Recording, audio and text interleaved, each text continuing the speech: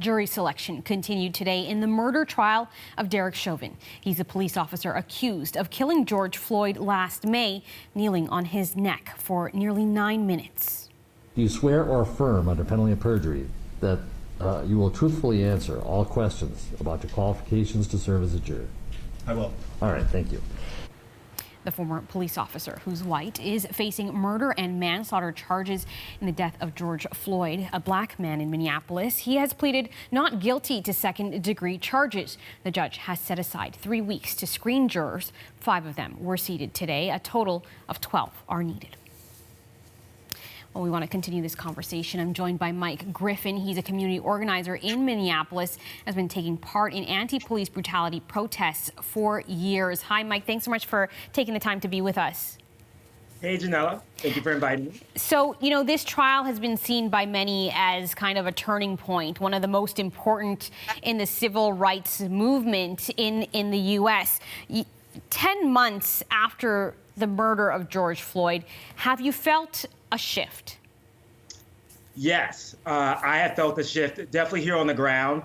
What happened last summer, we saw thousands, if not millions of folks in the city, in the state, and around the nation and world. I want to thank the folks out in Vancouver and Toronto for joining the Black Lives Matter movement. But I've seen so much folks, and we're talking about a multiracial coalition who are now being involved and activated here in Minneapolis. All age groups, all colors are out there being activated. And I really do think this is a moment for us to get real progress in this country, not just for justice for George Floyd, but for what can we do to actually change all the issues that the Black community are facing in this country.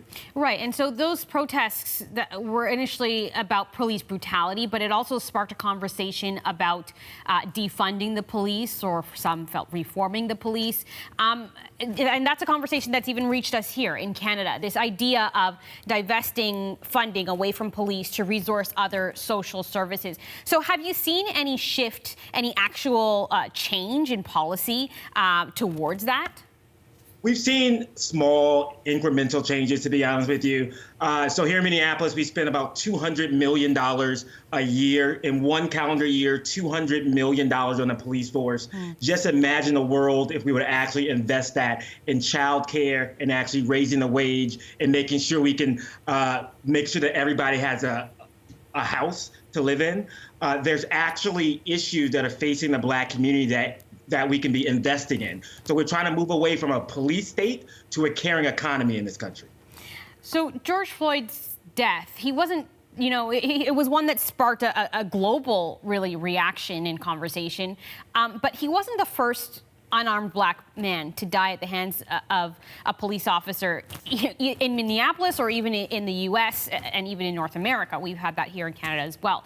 What do you think about what made this different? Why did it spark such a firestorm? You know, we have been protesting in Minneapolis about police accountability for years. Jamar Clark was killed, shot in the back. Some folks said he had handcuffs on. Philando Castile was shot with his daughter in the back seat. His girlfriend streamed it live on Facebook. We have been beating a drumbeat in this city and state about police accountability, but now what we have is just an aggressive police action. 8.5 minutes. 8.5 minutes of a black man in broad daylight being killed by a police officer, while folks, teenagers, were begging him to stop.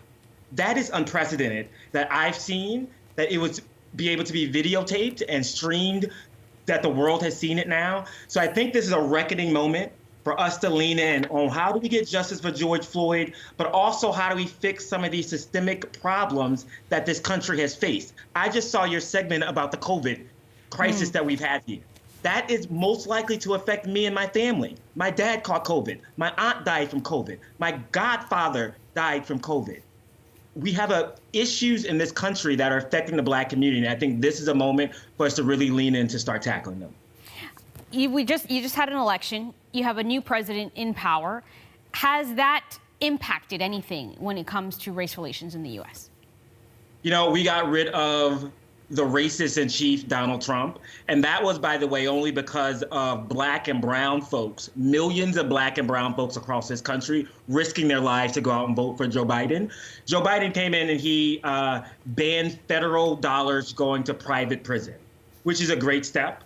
Other local municipalities have done other things about trying to move a little bit of money into other forms of safety. We need to do more. We're calling on the mayor, the governor, the president of the United States to do more. In this country, we had a debate about raising the wage to $15 an hour. $15 an hour. That was stripped out of the last bill. We're encouraged that the president can say some good words and actually get that bill passed. We're talking about lifting millions of people out of poverty by raising the wage in this country. And that's something that we can actually get done if we all put our mind to it and start getting the hard work done. So I want to come back to how we started this conversation, which was around the trial of Derek Chauvin. Jury selection is happening right now. The city's spending $1 million to essentially, put up barricades. They're anticipating unrest. Talk to me about what it will mean to see the verdict and what the reaction will be if things go either way. Yeah, I mean, it is chilling walking around Minneapolis now that the trial has begun, because this is going to be a telling moment for, I think, not only for justice for George, but for black folks in America. Can you imagine the world, Janella, that this police officer can get off? Can you imagine the world that this police officer can choke out a man in broad daylight and then walk around as a free man in this society? That devalues my life. So I am hopeful that we're going to get a guilty verdict on all charges. I'm hopeful. Because I can imagine what will happen if he's not found guilty. I can imagine the social and political revolution that will happen in this country if this man is not found guilty. So I'm optimistic. I'm going to stay out in those streets protesting every single day as we build up to this trial and the eventual verdict, and pray for America, pray for Minneapolis as this trial gets started. All right. Mike Griffin is a community organizer in Minneapolis. Thanks so much for taking the time to chat with us. Thank you.